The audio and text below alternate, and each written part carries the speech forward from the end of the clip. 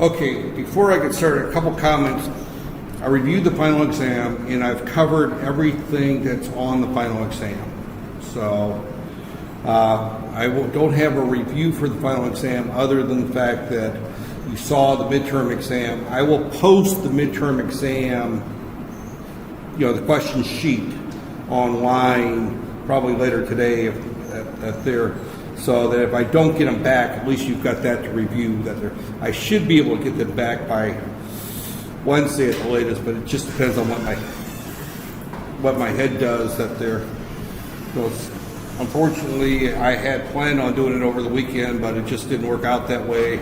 My lovely niece who's going to school at UITM decided to spend the weekend with us, and then Saturday, a couple weddings, and then my migraine kicked in on Saturday night, so I didn't get anything done that I was supposed to get done this weekend. And as students, you all understand how best plan sometimes doesn't happen, right? You plan to get that term paper done, or you plan to get that lab report turned in on time, and it doesn't happen, and then you go beg for the instructor for forgiveness, right? And try to turn it in late. Well, I'm begging you for forgiveness because I didn't get your lab reports or your midterm exams graded However, the main thing that I tried to get across with the midterm was to show you what to expect on the final exam. And regardless of whether or not you get the graded ones back, you now know what to expect on the final exam. And I can tell you that at least 50% of the final exam was on the midterm with the numbers changed or the drawings changed slightly, but the questions were worded exactly the same way so at least you know what's going to be on the final exam. The fifth question on the final exam is actually going to be involving some programming, which we did one the other day in lab. You'll do another one. So as I said, I've got a migraine going right now, and I'm going to talk a little bit about what you're going to do in lab tomorrow. I discovered last week in the lab that if everybody shows up on time, that there's not enough space, obviously, and what I have scheduled tomorrow is that we'll start at 10 o'clock. I have another class right after our class. Otherwise, I would go 10 to 12 and then 12 to 2, but I have another class.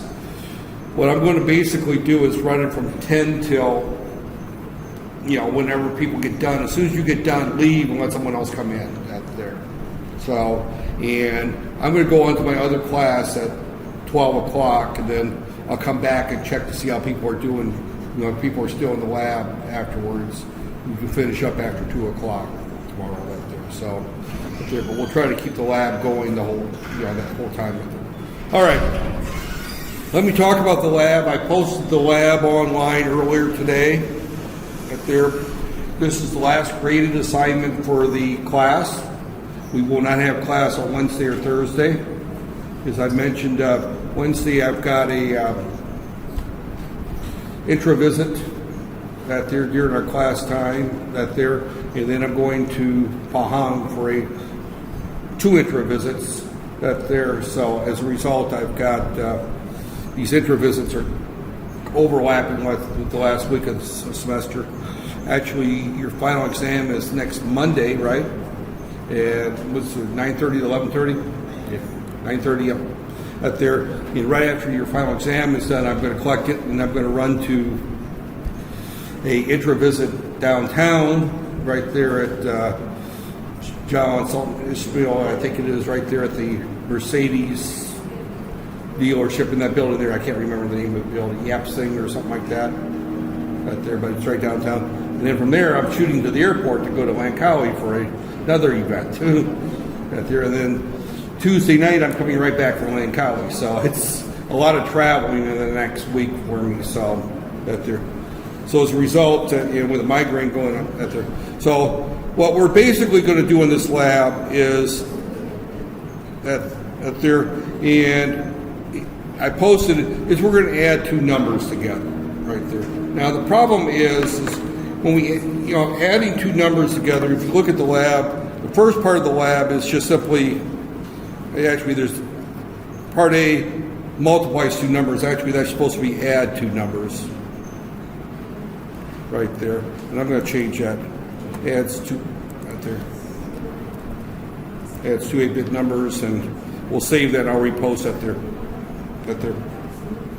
So, again, a lot of this right here you've gotten from Blinky, but I'll go through the particular, the whole lab here at there, and I'm not going to post it because I want you to type it, but you'll see it at there. But the lab looks like this right here. This illustrates how to program and add two 8-bit numbers. Now, when we add two 8-bit numbers at there, before I get started, let me just talk about adding adding two 8-bit numbers. It's fairly simple. All we have to do is we're going to declare two numbers right here, and we go back and look at my code right here. We've got our right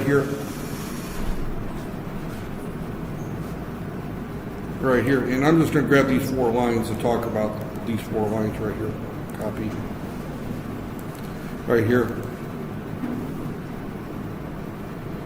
Right there. Yeah, okay. We have to put that there.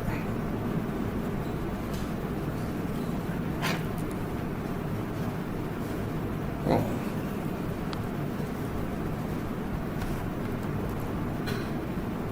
Oh, yeah, it's doing some weird things here. What's going on here? Right there. Okay, well, I'm going to grab these again and just kind of copy.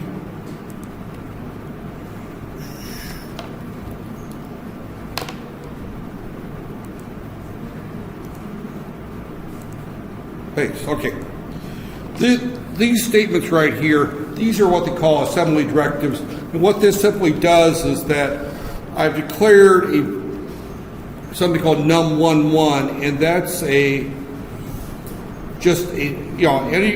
the assembler sees num11, it's going to replace it with this 0x57. 0x57 is a hexadecimal number right there. So the way we denote hexadecimal numbers in assembly language is 0x and then the number, and that there, right there. This one might apply, you might have put 0f0. Actually, I think it works with that right there. So we'll find out that there. So if we want to add two 8-bit numbers, all we have to do is we just say num1 equate right there. And I'm going to say 0x12 num2 equate 0x23 right there. Just as we see here. We don't need any semicolons after it. The semicolons actually denote a comment after that there. In a C, semicolon means that that's the end of an executable statement. In assembly language, that denotes a comment right there. So we're doing assembly language there. And all we have to do if we want to add two numbers is our code is very simple. Move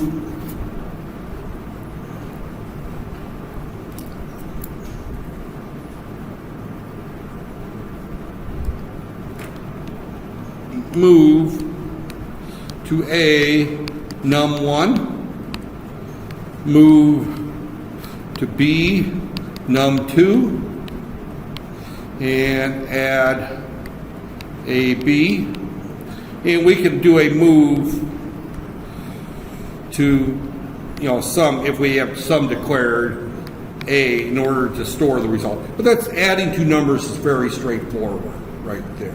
So as we look at the lab, the first part of that right there is part A is just simply write a program that adds two numbers, type the program in the Silicon Labs and try it out, use the starting that there. Again, store the answer that there. In this particular case, I said store the answer in R0. So we would just move to R0, in other words, our answer. So that's essentially part A right there. Right there, with all the overhead. Now you can steal the overhead from Blinky, or you can steal it from this code right here. This is the overhead. You need to include in your code the include. That sounds terrible, but your code needs to have the include parentheses C8051F850.inc close parentheses. That sets up all the registers and everything there.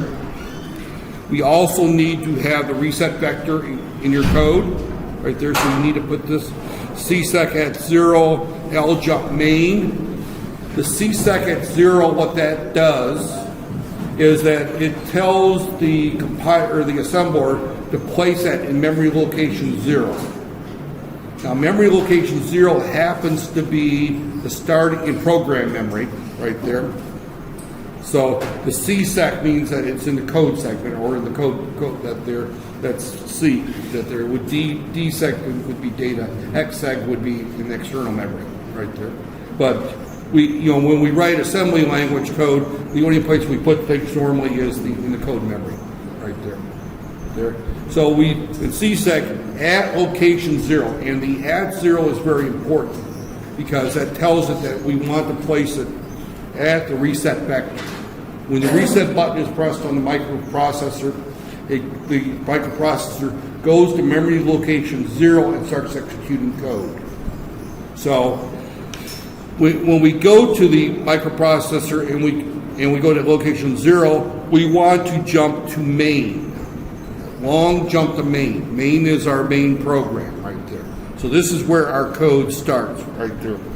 So switch to this code segment right there. It's in the code segment, and we're using register bank 0 right there. We have some code before we start our code that you need to include right there. So just keep in mind that you need to include these lines, and they're actually in Blinky as well right there. So you already have the code from Blinky from last week right there. So you disable the watchdog timer. We're not going to use that. We'll talk about that next semester. We set up our ports right there. This is using, now this particular lab, we're not using the ports, so you could actually skip the next 3 lines right there. But just go ahead and include them just for sake of that. Then we start our code right here. Now this is the code for the part that you're going to do. But this is where we would have our here. This particular case here, we're going to talk about adding 2 16-bit numbers together. Now, when we add 2 16-bit numbers together, we have to realize that we have to do that with 2 different adds right there. So if we're going to add 2CF1 to 342 for example, when we add these 2 numbers together, we're going to add 6. We don't have a carry there. We're going to have F plus 2 is going to be a 1 with a carry right there. So D plus C is going to plus 1 right there. This is going to be a D plus 4. D is 13, right? So we add 4 to that. That's 17. So that's going to be another 1 with a carry of 1. So we're going to get a result of 6116. Now the way we're going to do that is we're going to add our first 2 numbers there. And if you look at the assignment, I said the assignment is right here, right there. So again, our 16-bit, and again, I say that we're going to store the solution in registers R0 through R7 right there in order to high byte to the lowest byte. So this is R0 right here, the 1. This is R1, and this is R2 right there. This is the way we're going to store this. So we do our first add, we add that up right there. And then we do our second add, and note that we have to take into account the carry right there. And then we move that to R1 right there. And then we move a 1 to R0 if there's a carry out from the second addition, or we move a 0 to R2, excuse me. So this is what this code does. So I'm giving you the code for it right here, but you have to type it right there. So these are the 4 numbers right there, and I'm moving them to R4, R5, R6, and R7 right there. I just move them into the registers to make life easier as we write our code. These are the 4 numbers that you're going to add right there. And you can change those to whatever you want them to be as you go through your code right there. We're testing that there. So, right there.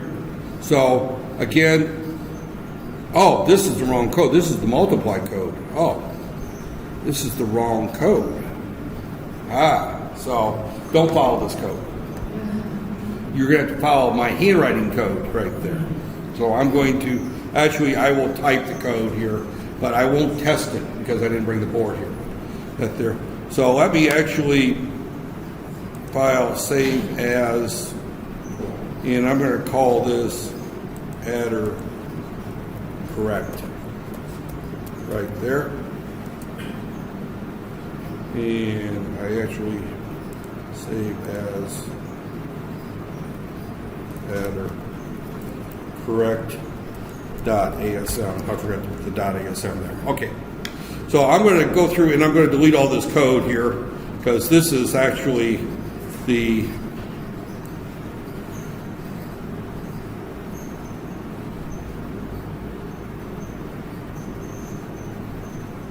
right there. So I'm going to go through and I'm going to write this code. I don't guarantee it's going to work. You know, I'll point that out because I don't have the board to test it. I'll test it first thing tomorrow when I get it in the lab, and I'll record the short little part where I fix it. But again, we're going to move our numbers in there. So all we're going to do here is we're going to move into again, the numbers that we're doing here, keep in mind that our low order bytes are num10 and num20. Those are our low order bytes right there. So let me comment those right there. Right there. High byte of num1.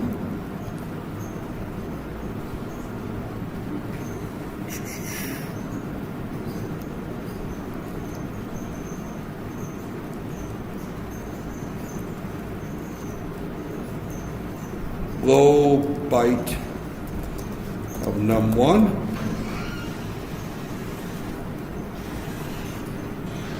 High byte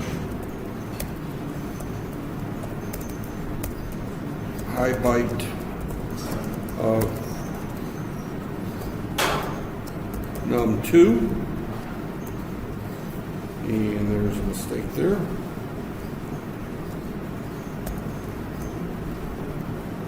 And low byte of num2. Okay. Now, when we add these two together, we're going to add the two low bytes together first, right there. And we're going to store that in R2, as I mentioned, right there. Because when we add our two numbers together, this here is num10. This is num20. This is num11. This is num21 right there. Those are the four numbers that we've stored right there. Now they may not match what's in the code right there. So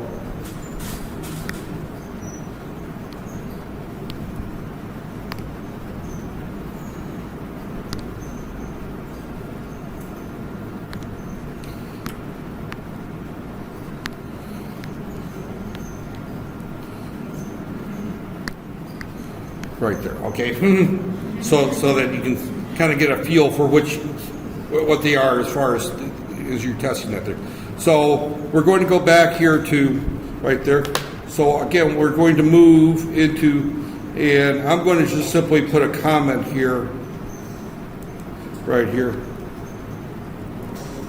Add the two low bytes together and store in R2, right?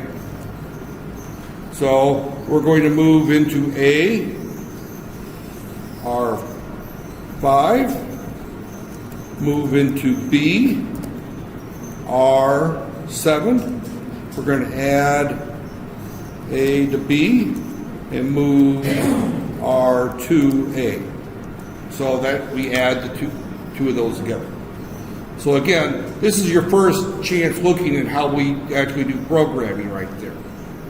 So now we're going to go through here and we're going to add the 2 high bytes, including the carry. Right. So again, what we're going to do in this particular case, and that's not tay, it's the, right there. So we're going to move, and this is a fairly easy program, but you can see how just adding 2 16-bit numbers together can get quite long right there. So we move into A, R4, move into B, R6, right there. We add with carry this time. So now this takes care of the carry. So we have this instruction, add with carry, A, B, right there. And we move to R1A, right there. Now we have to deal with the case of a carry out of the high order. Now this one's fairly easy to do, right there. We just simply do a jump, no carry, to, first thing we're going to do is we're going to move into R0, is the immediate 0, right there. And then we're going to do a jump, no carry, to no carry, right there. We'll put a label for that there. And then we move to R0, the number 1. And no carry, right there. No out, right there. And then we do a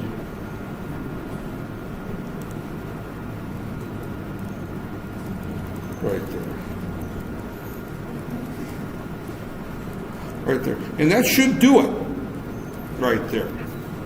Now what you're going to want to do in order to test this, and I'll go through the testing tomorrow, we're going to single step through it and look at the registers and see if they get the right answers when we're done. So we're going to put a break point here before this jump right there. But this is what your code should look like right there. So again, I don't guarantee this. I will test it tomorrow. As I said, my head is kind of plugged and I'm not going to run a real long time today, but this is what you're going to test tomorrow. And again, what you're going to turn in, now tomorrow, I expect a lab report for tomorrow's lab, right there. Last time you just gave me a screenshot, but tomorrow I expect a lab report, right there. So the lab report basically is, the standard, the purpose of this lab is to add 2 16-bit numbers. This is the software we did. I don't have a formal format that you have to follow out there, but basically an introduction, a procedure, a copy of your code, a copy of your screenshot, a couple of the screenshots, in particular the screenshot when you're done, right there. And again, I'll show you that tomorrow before we start the lab. Right there, I forgot to grab the board there, and then once you there, and then a short little 1-paragraph conclusion. It worked or it didn't work, right there. But this is basically how we start thinking about writing software for a microprocessor, right there. And in the past, this was about 75% of the course, and about 25% of the course was on hardware. I kind of reversed it, knowing that I'm going to have 2 courses, and 8 weeks is a little too short to get into the software discussion right there. So I made this class a lot easier than it normally is. Right there.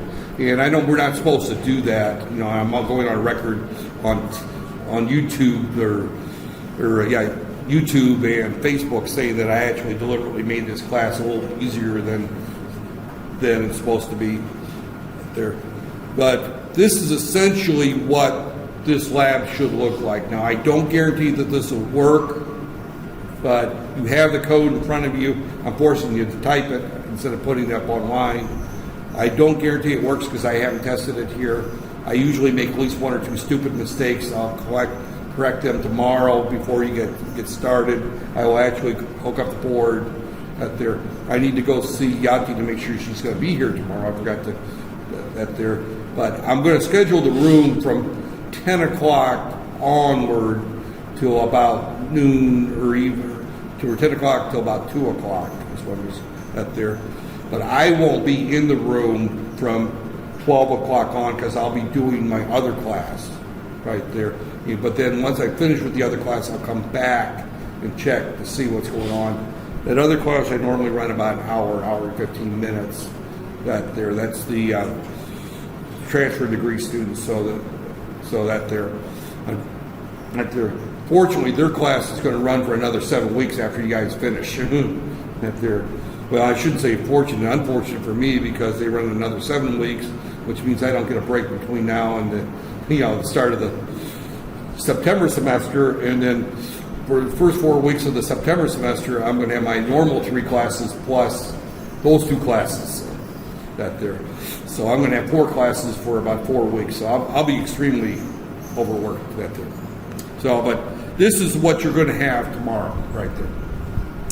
I suspect that if you type this up between now and tomorrow on any PC and bring it in, you could probably be in and out of the lab in 30 minutes and have the screenshots you need there. That's why I'm thinking that 2 hours is enough time. If the bulk of the people, bulk of you show up at 10 o'clock ready to go, then if another group shows up closer to 10:45, and I'm telling people to be late tomorrow, half the people to be late tomorrow, half of you be on time, the other half be an hour late, that I think we can all get done by 12 o'clock So I deliberately try to schedule this lab where it can be done in an hour's time right there. So if not, I'll try to have the room on where actually, as long as Yati unlocks the door, if the boards are still in the room, we don't need her around. So I just need to make sure that she unlocks that room tomorrow morning right there. So with that said, it's a short day because my head is just up there. Where's my... Oh, here it is. This is a short lecture, 30 minutes? I apologize, but as I said earlier,